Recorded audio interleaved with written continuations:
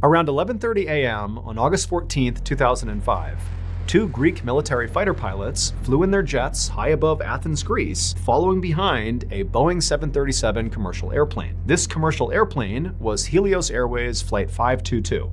It had left Cyprus at 9 a.m. that morning with 121 people on board, and it was scheduled to have landed in Athens 45 minutes earlier. But instead, shortly after takeoff, Flight 522's pilots had stopped responding to air traffic control, and now the plane was just circling right over the city. And so at some point, the military became concerned that perhaps Flight 522 had been hijacked, and at some point, the hijackers were going to crash the plane into a city.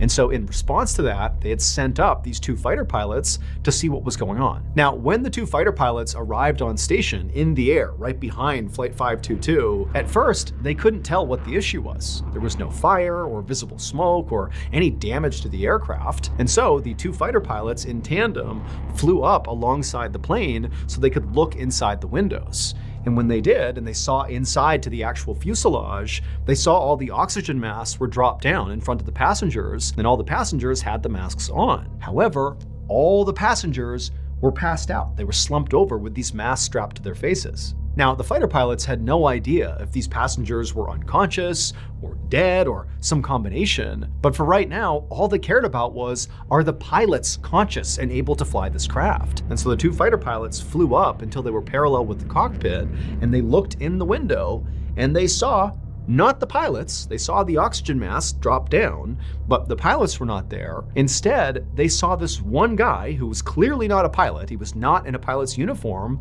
looking out the window at them, just waving, just some random guy. And so the two fighter pilots had no idea what to make of this. Before the fighter pilots could even begin to react to whatever was going on here, this random guy in the cockpit looked out at one of the fighter pilots and just began gesturing down with his index finger, and then a moment later, Flight 522 began to descend. To fully understand what happens next, we need to go back to just before 9 a.m. on the same morning. So 9 a.m. was takeoff, and right before, the crew of Flight 522 did their routine safety checks of the aircraft, and they determined that the craft was ready for takeoff. However, they had actually missed one crucial thing. There was a knob on this aircraft that was switched to the wrong setting by a maintenance person right before takeoff, and nobody had noticed, so it wasn't put back to where it needed to be. And so Flight 522 wound up taking off on schedule, and at first, everything was fine, totally normal. But about 2 minutes into the flight, all these alarms began sounding on the aircraft, and then the oxygen masks dropped from the ceiling. And the reason for that is that knob that had been set to the wrong setting controlled how much breathable air was in the aircraft during flight. It basically had been switched to off. So there was nothing to breathe in the airplane. And so by the time these masks were dropping down, people on the plane were already passing out, including the pilots. They were passed out pretty much immediately when those masks came down. And so it's absolutely chaos in this plane. Everybody's passing out, except for one person, 25-year-old flight attendant Andreas Prodromo, who, when the masks came down, he was awake, he was conscious, and instead of grabbing one of those masks from the overhead, he managed to connect himself to one of the emergency oxygen tanks. Now, the reason that's very important is the masks that drop down on an aircraft have a very limited supply of oxygen. But Andreas, who was actually training to be a pilot, was aware of that, and he put on this emergency oxygen tank, which had way more oxygen to it. And so suddenly he's breathing a much longer air source, and he's looking around the plane, and everybody's passed out except for him. Now, we don't know at what point he learned this, but at some point, Andreas would have noticed, as he's breathing on this emergency oxygen tank, that out the window he would see the plane is just flying in circles. And it would have dawned on him that not only are the passengers out, but very likely so are the pilots. And so literally there's nobody flying this plane. And so he had a decision to make. Either he was going to just sit here until the plane crashed, or he was going to do something, like try to fly the plane. And that's what he ultimately decided to do. And so Andreas stood up, he took his oxygen tank, and he headed into the cockpit, and after moving aside the unconscious pilots, he attempted to fly this plane. And so the two fighter pilots who flew up alongside the cockpit and looked in and saw that one random guy who was waving to them, that was Andreas. And unfortunately, despite the fact that Andreas was training to become a pilot, he was not remotely qualified or skilled enough to fly a big Boeing 737. He had no idea how to fly this aircraft. And making the situation even worse is very shortly after Andreas entered the cockpit, the plane ran out of fuel. And so it left its automatic holding pattern that it had been in, flying in circles, and just automatically began trying to descend. But that required pilot input to land the plane. But Andreas knew he couldn't possibly land this plane successfully. And so as the plane automatically began its descent down towards Athens, this huge city full of people, Andreas did the one thing he could do. He took one last look at one of the fighter pilots outside the window, and he gestured to them that the plane was now beginning to descend. And then Andreas, he grabbed the yoke of the aircraft, and he intentionally banked it to the left, basically flying the plane away from Athens, and he guided this plane into an unpopulated hillside where it crashed. Andreas and all 120 people on that plane all died in the crash. However, because of Andreas's heroic final act of steering the plane away from Athens, not a single person on the ground was hurt. Thank you to BetterHelp for sponsoring today's video. So it's the new year, which means a lot of us, me included, have made New Year's resolutions. And while resolutions are generally a good thing, making some sort of change in your life, they also introduce a lot of stress and anxiety, because I included often struggle to actually accomplish my New Year's resolution. And in years past, when I didn't hit the mark I wanted to hit, I just started feeling really bad about myself, like I'm a failure for not doing this thing, this big change I wanted to make. And so then not only am I not making the change, but I also feel worse about myself. So it's a vicious cycle. And in years past, when I wasn't in therapy, these types of situations would kind of cause me to emotionally spiral, and it would really negatively affect my whole life. But like I just mentioned, because I'm in therapy, when I have those negative thought loops, I turn to my therapist to try to deal with them. A little after 7 a.m. on the morning of April 15th, 2007, 3 men launched a 35-foot white catamaran called the Cas 2 from a marina in northeastern Australia, kicking off what was supposed to be the trip of a lifetime. The captain of the Cas 2 was 56-year-old Des Batten, and for months he'd been training for this trip. And the 2 friends that Des was bringing with him on this trip were Jim Tunstead, who was 63 years old, and Jim's brother, Peter Tunstead, who was 69 years old. All 3 of the men had spent a lot of time plotting their actual course they'd be going on, which was from this marina on the northeastern side of Australia, up and around the north side, and then down the western coast to Perth, which was their final destination and where all 3 men lived. In total, this trip was supposed to take 8 weeks, and all 3 men were absolutely giddy with excitement at the prospect of spending an entire 2 months basically just drinking beers and fishing. Now, Des, Jim, and Peter were not the types to blow off responsibility to go party. I mean, they were devoted family men. All of them had been married for 30 plus years. Des had 2 kids, Jim had 4 kids, and Peter had 5 kids. But they were all either retired or nearing retirement, and this trip was going to be kind of a way to celebrate the end of an era. And while all 3 of them had gone on other big sailing trips, this one easily was the biggest one in terms of the distance they were covering and how much prep went into it and how expensive it was. I mean, this was like 10x the scope and scale of any other sailing trip they had done. And so, on April 15th, 2007, shortly after the 3 men had launched their boat and kicked off this big trip, Peter's wife would call him just to see how it was going. And she would say, Peter was in great spirits, and she could hear the other 2 men laughing in the background, and it sounded like they were about to start fishing and maybe have a couple of beers. And so it seemed very much to Peter's wife like this trip was going as well as it could be so far. And so eventually, Peter told his wife that he had to go, he told her he loved her, and then they hung up. Now, Des, who was the captain of the Cas 2, was adamant about safety being the top concern for this trip. Even though all 3 men were relatively healthy and had a lot of sailing experience, and even though Des was a member of a volunteer marine rescue group and so literally could be called on to go perform rescues at sea, despite all this experience and know-how, before they kicked off this trip, Des made Jim and Peter go through all these man overboard drills on the CAS-2 to make sure they knew how to do it if for some reason, an emergency arose out at sea. And so the men got really comfortable using all the life-saving equipment and going over all the procedures. And then also when they charted their course, Des stressed that at no point should they be sailing into open water. They needed to stay close to shore the whole time just because it was safer. And so when Jim began filming a video around 10 a.m. on the day they set sail for this trip, you can clearly see the shore in the background of this video. So they're following the course they had planned. But a couple of hours after Jim had shot that video on the day they left, a woman named Isabel Wheeler, who did not know Des, Jim, or Peter and had never seen the CAS-2 before, she was fishing in an area called Champagne Bay when she looked out into the water and she saw the CAS-2, a white 35-foot catamaran, sailing east to west across the horizon. And then at some point, as Isabel was watching this boat, which really meant nothing to her, she just happened to be watching it, she saw it make a quick 90-degree turn and began sailing out towards the open ocean away from the coastline. Now, remember, Isabel knows nothing of this boat or its occupants, and so has no idea that Des, Peter, and Jim had been so clear about at no point will we sail into the open ocean. It's too dangerous. Stay close to shore. She didn't know that. And so she just saw a ship turning and sailing out to the open water, and she thought, okay, whatever. So she didn't go and report what she saw. It was only later on when details emerged about what happened on the CAS-2 that she would later come forward and say, hey, I saw that boat and this is what they did.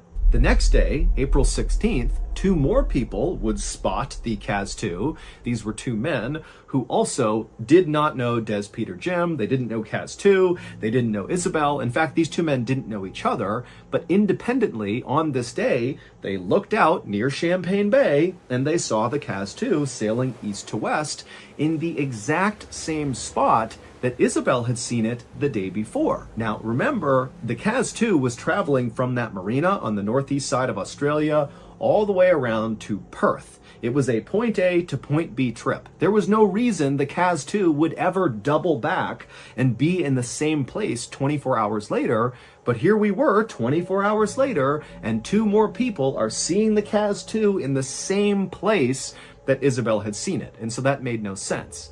But again, these two men who saw the CAS-2, they just saw it and thought nothing of it because they don't know anything about this boat. It wasn't until later that they eventually came forward with what they saw. Then one more day after that, on April 17th, there were these fishermen that were out in their boats a little farther north of Champagne Bay where Isabel and the two other men had seen the CAS-2 on consecutive days. And these fishermen, they spotted the CAS-2. And again, these fishermen do not know the CAS-2. They don't know its occupants. They're just seeing this ship. Except this time, the fishermen, when they saw the CAS-2, they thought something was wrong because they saw the CAS-2 from a distance navigating its way fairly close to shore in an area that these fishermen knew was full of coral reefs. It's a very dangerous area to be piloting any ship. In addition, the sail of the CAS-2 was totally ripped to shreds. And so the fishermen, they're looking at the ship, wondering what they're doing, but the pilot of the ship looked so in control as he's navigating his way through the coral reefs that the fishermen thought, okay, he knows what he's doing, so, leave him alone. But again, later on, they would report what they saw.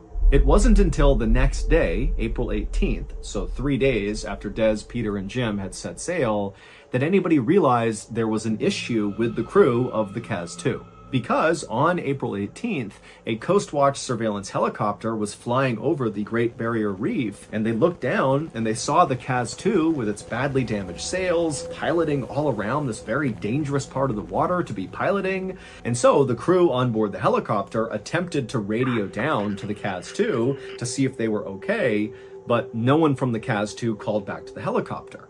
And so as they're waiting for a response from the CAS-2, the helicopter crew is watching the pilot of the CAS-2 clearly, navigating the boat in between coral reefs. And it seemed like, despite the damage to the sails, he knew what he was doing. And so to the crew on the helicopter, this didn't really look like an emergency, but it seemed like something worth flagging. And so they called the Marine police and said, hey, we have this ship here that's not responding. We think they're okay, but you might want to come take a look.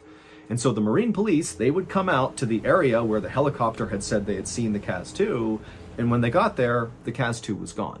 At this point, the Marine police got some information about the boat, CAS-2, and discovered who owned the boat and who was on this trip, so Des, Peter, and Jim, and the police would get in touch with all of their families, and they would all tell police that besides Peter's wife, who talked to Peter on that morning they left, no one had heard from any of the men. They had gone totally silent since that first day. And so when police heard this, they knew this had to be some kind of emergency, and so a search was launched to find the CAS-2. And 48 hours later, a rescue helicopter that was part of the search was about 80 or so miles off the northeastern coast of Australia when they looked down and they spotted the CAS-2. And it still had all torn up sails, and it was kind of spinning listlessly in the water, and from the helicopter, they couldn't see anybody on board the ship. It was totally vacant on the deck. Now, at this point, authorities really have no idea what's going on with this boat or its occupants. It was possible that maybe they had been hijacked, and so Des, Peter, and Jim could be held hostage down below,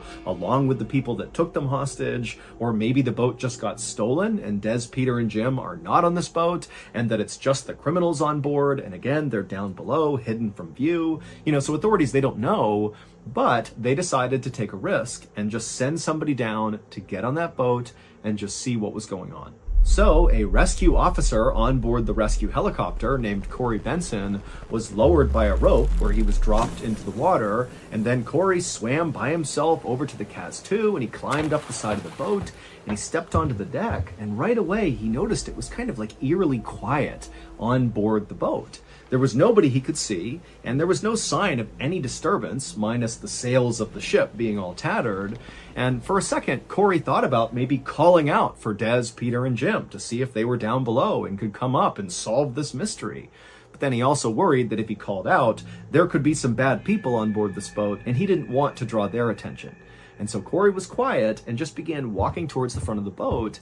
And as he did, he began to notice signs that people must have recently been on board this boat doing normal things. Like, for example, there was a fishing rod that was cast out into the water that was anchored to a post on the side of the boat that looked like it had just been operated minutes ago. There was a blue mug of coffee that was just sitting on a table that looked like maybe someone had been drinking from it recently.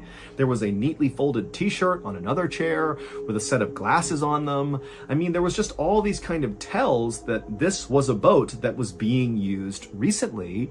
And when Corey actually got to the front of the boat where the captain would stand, he saw the engine was actually still on. It was idling. And so Corey turned it off.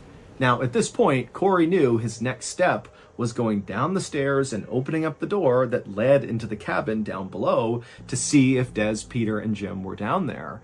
But he also knew when he went down there, despite there being backup up in the helicopter and more people making their way out here, Corey would be all alone if there were criminals or bad people down there.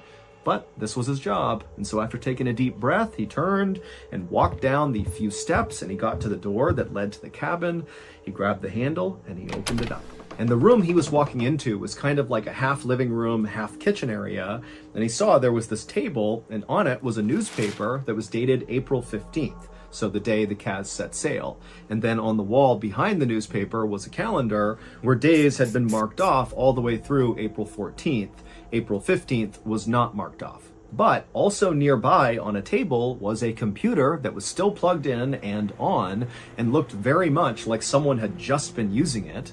And also there were plates of food that were out that didn't look that old, that also seemed like people must have just been eating from them. And then also Corey could see past this common area into the bedroom, and very obviously the bunks inside of there had been slept in.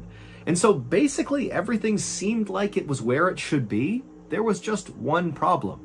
Des, Peter, and Jim were not on this ship. There was no sign of where they were. They were just gone. And there was nobody else on board the ship. It was just completely abandoned with no sign of what happened. Des, Jim, and Peter were never found. And so we have no idea what actually happened to them. nor do we have any idea why they were seen by Isabel and the two men and the fishermen doing all these weird things, like randomly piloting out towards open water, which totally went against their plan, which was stay close to shore, be safe. Or, why on that second day they were seen in the same spot near Champagne Bay, indicating they had doubled back after going towards open water. That went against their plan, which was point A to point B. Why are they doubling back around? And so unfortunately, this whole thing is just one big mystery that has yet to be solved. Right in the middle of the United States is a quiet little town called Millstadt, Illinois. Millstadt is home to about 4,000 people, and had it not been for Ashley Reeves, only those 4,000 people and their friends and family would even know that Millstadt existed. In 2006, Ashley Reeves was a 17-year-old high school student who lived with her parents and her younger sister Casey in Millstadt. Ashley was an excellent student who, even though she was over a year from her high school graduation, she was already thinking about what colleges she wanted to go to. She was also extremely likable and outgoing, and she had this huge infectious smile, and so she had tons of friends, and she had a very serious boyfriend who her parents adored. His name was Jeremy, and he was a high school student as well. On the morning of Thursday, April 27th of that year, Ashley got up, and like every other morning, she got ready for school alongside her sister Casey, and then right before Ashley stepped out to head off to school, she told her parents that after school, she had a job interview on the other side of town, and then after her interview, her plan was to play basketball with some friends, and then she'd be home. And so her parents said, okay, well, hey, good luck with your job interview, and just make sure you're home before 10:30 p.m.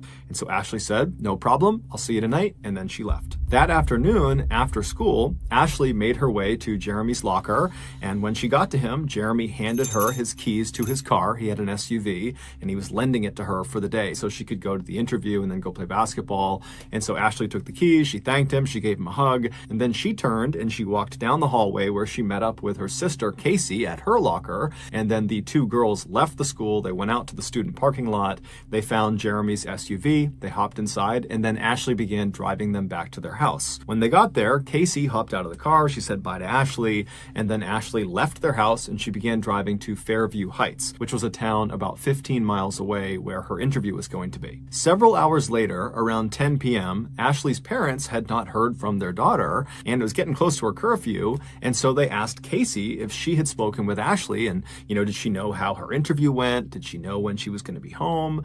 But Casey would tell them, actually, no, I haven't talked to Ashley since she dropped me off from school. And so Ashley's parents said, okay, no big deal, and they called Ashley, but Ashley didn't pick up. So they sent her a series of text messages, but after a couple of minutes of not getting any response, they decided to just call her boyfriend Jeremy to see if maybe he knew what was going on with Ashley. But when they spoke to Jeremy, he would say that, I haven't spoken with Ashley since I gave her the keys to my SUV, and I've actually been trying to talk to her all day. I've been calling her and texting her, but I still haven't heard back. And so at this point, Ashley's parents were starting to get really worried, and so after hanging up with Jeremy, they began calling other friends of Ashley's to see if maybe they had spoken to her and knew what was going on. But all of her friends that they spoke to all had the same story. We haven't talked to her since the end of school, and she's not returning our calls or texts. And so Ashley's mother, she just sensed that something was terribly wrong. And so without any hesitation, she just called the police. Now, the police in this town were used to getting calls every now and again from parents whose teenage child had run off and they were concerned about them, but virtually every time the police investigated, they would find the teenager had just kind of been blowing off their friends and family, and they would pop up maybe a couple hours later totally unharmed. But the Millstadt police would later remark when they heard Ashley's mother's voice over the phone, the fear in her voice was so pronounced, it immediately pushed the police department to take this case very seriously. And so that night, right after this phone call, the Millstadt Police Department went out in force to try to locate Jeremy's SUV, the car that Ashley had been driving around that day. And the first place they went to look for this car was Latterman Park, which is this very popular public park that has a really popular basketball court that lots of teenagers would go to all the time, and Ashley was known to frequent that park.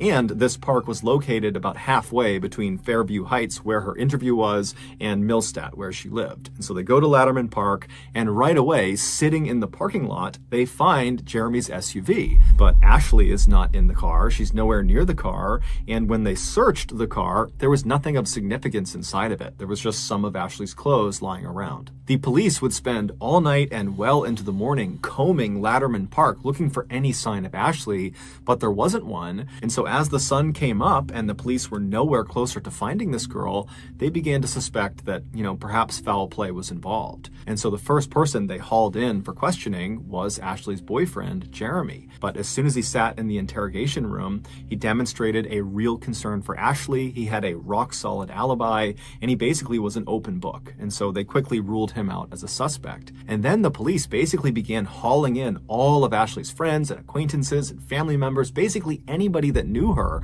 They were bringing them into the station to find out if they knew anything that could help them figure out where Ashley was. And more specifically, the police were really looking to see if any of these people were hiding something. And sure enough, a few of the friends that were brought in were. According to a few of Ashley's closest friends, Ashley was in not one, but two romantic relationships. One was the public relationship she had with Jeremy, and the other was a secret relationship that was actually illegal. In order to hide this forbidden second relationship, Ashley would tell her family and her friends that she was going to the park to play basketball, when in reality, she was going to the park to meet up with this secret second partner. And the day before, when Ashley went missing, her friends told police that that was the exact reason she was going to Latterman Park. The police got the name of this secret person from Ashley's friends. His name was Sam Shelton, and the police tracked him down. When they found him, he was at a baseball practice, but the police didn't care. They marched right on to the baseball diamond, and they grabbed Sam, and they brought him back to the police station. And then when he got there, they sat him down in the interrogation room, and he's still wearing his baseball uniform, and they asked him about his relationship with Ashley. And he immediately denies it and says he does not have a relationship with Ashley. He's got no idea why he's here. But pretty quickly, after a few questions, Sam's answers became inconsistent, and so the police just ratcheted up the pressure on him. And then finally, after 12 hours of questioning, the interrogator brings up Sam's mother and his grandmother, and he says to Sam, how would they feel if they knew you were lying to the police right now? And this just broke Sam, and so he cracked. Now, at this point, the police were already expecting the worst when it came to Ashley, but they were not ready for just how brutal Sam's confession would be about what exactly he did to her. The following is an account based on his confession. 30 hours earlier, Ashley wrapped up her interview in Fairview Heights, and she made her way to Latterman Park to meet up with Sam. And now it's not clear exactly how they met up, but eventually the two of them did connect, and they made their way over to Sam's car, where they became intimate. Afterwards, the two are sitting in the front two seats of Sam's car. Sam is in the driver's seat and Ashley is in the passenger seat. And while they're sitting there, something happens that causes this huge fight between the two of them. And at some point, Sam tells Ashley to get out of the car, but Ashley refuses. She wants to talk to him. She wants to deal with their issues, but Sam's not having it. And so he gets so mad at her that he lunges across the center console of the car, and he puts Ashley into a vicious chokehold. Now, he tells police his plan was to kind of yank her out of the car, but he squeezed so hard around her neck that he heard this loud popping sound coming from her neck. It was the sound of her neck breaking. And so as soon as he heard it, Sam let go, and Ashley kind of crumpled forward and hit the front dashboard of the car. And so Sam is staring at her, wondering what he should do. He's kind of looking around, making sure no one saw what he just did. And then he reached over and lifted her back up to see if she was still alive, and he saw she was. But instead of trying to get her help, he decides right then and there he's going to kill her. And so he reaches over and he begins choking her. But after several minutes of throttling her, she just wouldn't die. And so Sam pulled his belt off of his waist and he wrapped it around Ashley's neck. And then he began pulling But he would tell police he couldn't stand looking at Ashley's face while he did this. He said she was staring right at him, her tongue was coming out of her mouth, she was frothing, and her face was turning this ghastly shade of gray-blue. And so at some point, when she still hadn't died, he released the belt from around her neck, and he turned her body so she was facing the window away from him, and then he repositioned the belt on her neck, and then he put his foot on her back to use as leverage, and then he pulled as hard as he possibly could on her throat for quite a while until the belt actually broke around her neck. And then at that point, he checked to make sure she was dead, and when she was, he stuffed her down into the floorboards in front of the passenger seat, and then he drove several miles across town to another park called Citizens Park that was very heavily forested. And once he parked in the parking lot, he looked around to make sure no one was watching, and then he dragged Ashley's body out of the car and deep into the woods where he abandoned her. It would turn out Ashley was far from the only teenage girl who found Sam Shelton attractive. Many teenage girls in the area thought he was the perfect catch. He was smart, he was handsome, and he had these beautiful, striking blue eyes that you couldn't help but just stare at.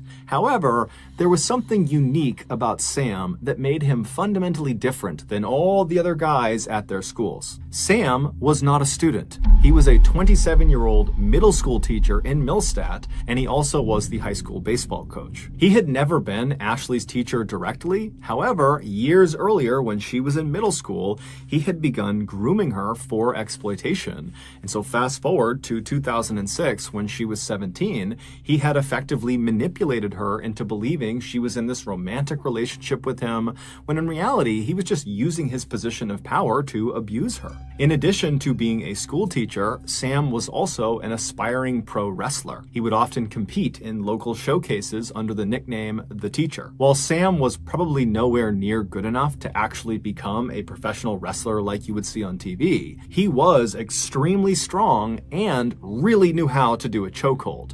And so when he attacked Ashley and put her in that vicious chokehold, she had no chance at escaping. She was completely doomed. Shortly after his confession, Sam would tell the police that he would take them out into the forest of Citizens Park to try to find Ashley's body. But when they got there, it was late, it had been raining for several hours, and Sam right away acted like he couldn't figure out exactly where he had left her. And so the police were actually starting to think, is he lying to us? Is this whole thing just kind of made up? Did he really attack her? Is she really out here? But after about 30 minutes of the police and Sam kind of trudging around the thick forest, one of the officers suddenly sees something on the ground. He raises his flashlight, and there in a clearing is Ashley's body.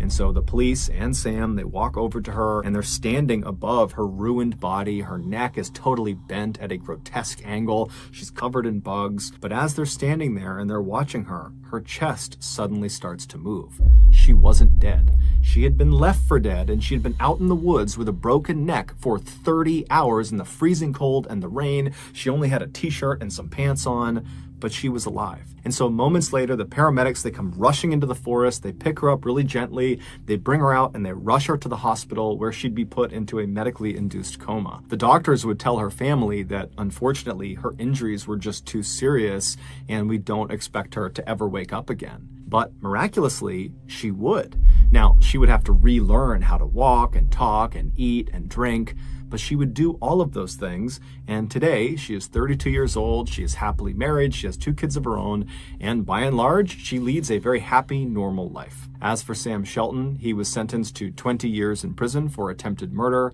and he's still in prison today. However, he is up for parole in 2024. At around 5:20 p.m. on August 31st, 2007, a young couple stepped onto the beautiful sand of Yelpo Beach, which is located at the very southern tip of South Korea. The couple grabbed each other's hands and smiled in excitement as they looked out on the water and saw all these fishing boats that dotted the horizon, and then behind them were all these beautiful mountains. I mean, this was a spectacular place. They couldn't believe that a place so gorgeous and so remote was located only a 1-hour train ride away from the busy city where they went to college. The couple's names were Kim and Chu. Kim was 21 years old, and he was an athlete and a very dedicated student. And Chu, she was 20 years old and also very studious, but maybe unlike Kim, she was a bit more reserved and shy. In fact, Kim was Chu's very first serious boyfriend, and she absolutely adored him. And in fact, this was going to be the couple's kind of big first trip that they would take together. It was a Friday, and Kim and Chu planned to spend the entire weekend exploring this place called Yelpo Beach. Yelpo Beach is located right against this quaint little fishing village, and it's famous for its beautiful silver-colored sand. In fact, the beach is so famous, lots of people come out here and just camp out on the beach because it's just so beautiful. There's also a very busy open-air seafood market right nearby, which is really cool because all the fishermen come in and literally offload their catch right onto the table, and they sell it to people coming by. And also up in the mountains, you could see these beautiful bright green crops, which were tea plantations that made the air in Yelpo Beach kind of floral and sweet smelling. But before Kim and Chu began exploring all the kind of main tourist attractions, they wanted to go check out the fishing pier, which was not really a touristy attraction. It was just a regular fishing pier. But, Kim and Chu had been on this hour-long train ride, and they wanted to stretch their legs, and the sun was starting to go down, and so they figured they could walk out on the pier, have a beautiful view of the water, and watch the sunset, and then after that, they could go kind of explore the main areas. And so, Kim and Chu, still holding hands, began walking on the silver sandy beach in the direction of this fishing pier off in the distance, and as they were walking, Chu pulled out her camera and was taking all these pictures, but then at some point, Kim, who again is holding Chu's hand, he just abruptly stops and kind of squints his eyes and looks off in the distance towards the fishing pier. And Chu, she puts her camera down and asks Kim, what's going on? But Chu, without even saying anything to her, just raises his hand and points. And then seconds later, Kim and Chu were running down the beach. The next day, Chu was supposed to call her mother and check in about how the trip was going so far, but she never did. And so her mother eventually tried calling Chu later in the day, but it went straight to voicemail.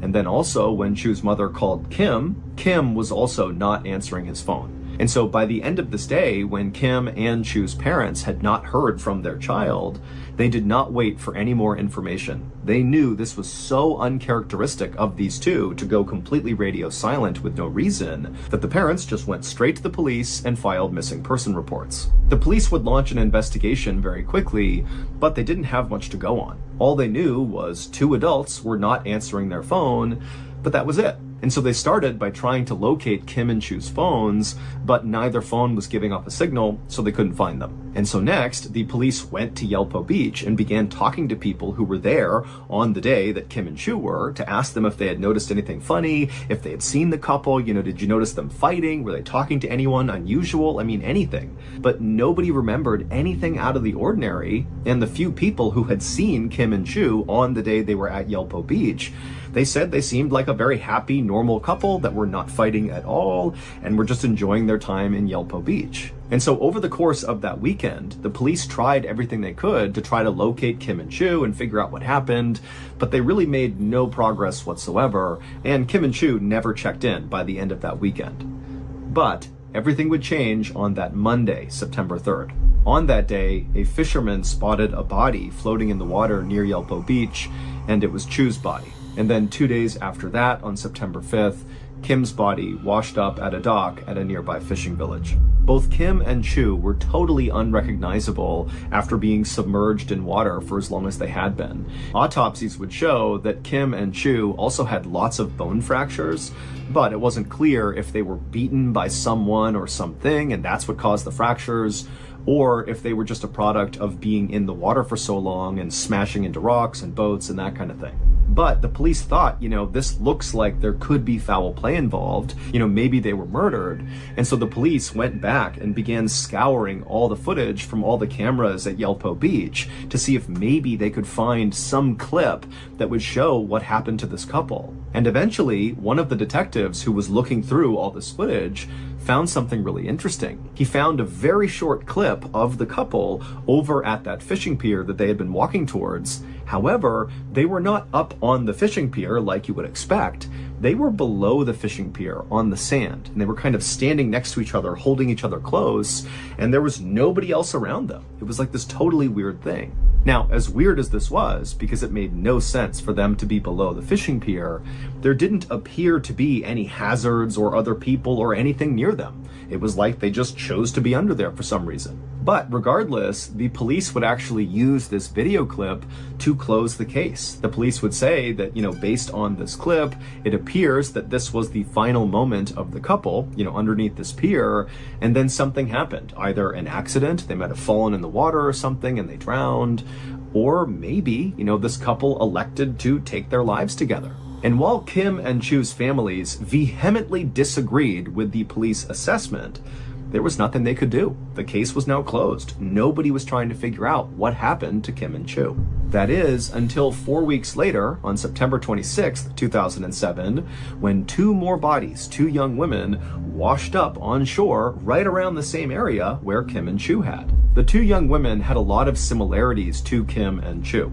They were in their early 20s, they were tourists at Yelpo Beach, and their autopsies discovered that they had several bone fractures. And so this was enough for the police to launch a much bigger investigation into what was going on at Yelpo Beach, which included reopening the Kim and Chu case. And so a detective was assigned to go back through all the evidence in the Kim and Chu case and kind of re-examine it. And so this detective did look through all these pictures, and he would find one picture that broke the case wide open. Back on the night that Kim and Chu were at Yelpo Beach and they began walking towards the fishing pier, Kim had abruptly stopped and raised his finger and pointed at something, and then seconds later, he and Chu were running in that direction. Well, what Kim had spotted was a fisherman who was standing below the fishing pier, and he was very obviously making his way over to his fishing boat to go back out on the water. And Kim just felt like it would be really cool to go ask that fisherman if they could join him and go out on the water with him on his fishing boat to get a view of Yelpo Beach that way. And Chu, when she heard this idea, thought it was a great idea, and the two of them ran to the pier to try to catch this fisherman before he took off. And so that was why there was footage of the couple standing underneath the fishing pier. They were actually talking to this fisherman who could not be seen in frame. The fisherman was a 70-year-old man named Woo Jun Gwen, and he made his living selling octopus. And at first, when Kim and Chu approached Woo and asked to go with him on his boat, he said, "No, I don't want you to come with me." But Kim and Chu seemed really desperate to go out with him, and finally he relented and said, "Okay, you can tag along."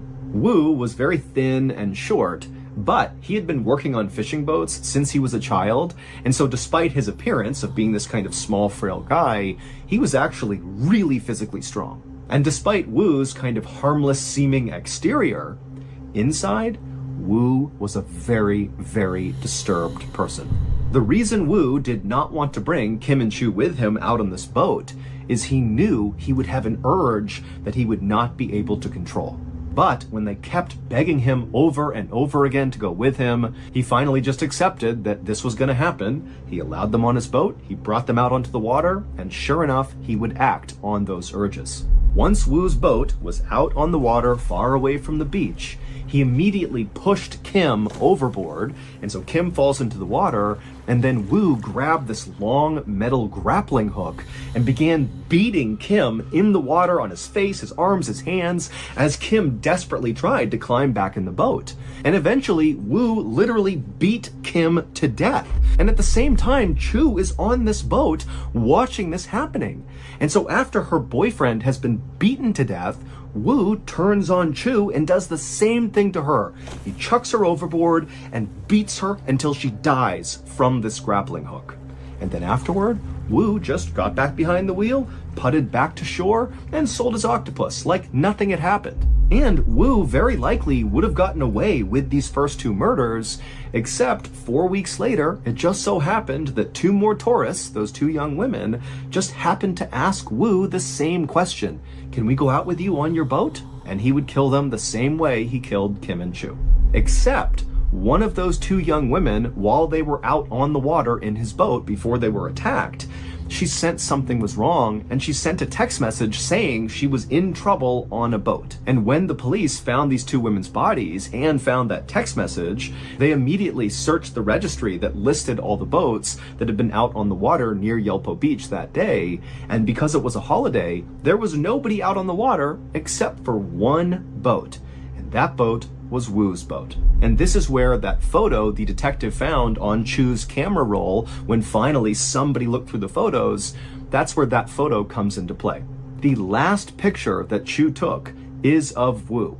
Wu is right in front of her. He's piloting the boat out into the open ocean, and Chu just took a picture of him, not knowing what was actually happening, that this guy was driving her out to her death. Ultimately, Wu would be convicted of the murders, even though he didn't really offer up any clear explanation as to why he killed these people. He just kind of acted on these urges, so to speak, and he would be sentenced to death, and he would become the oldest death row inmate in South Korea.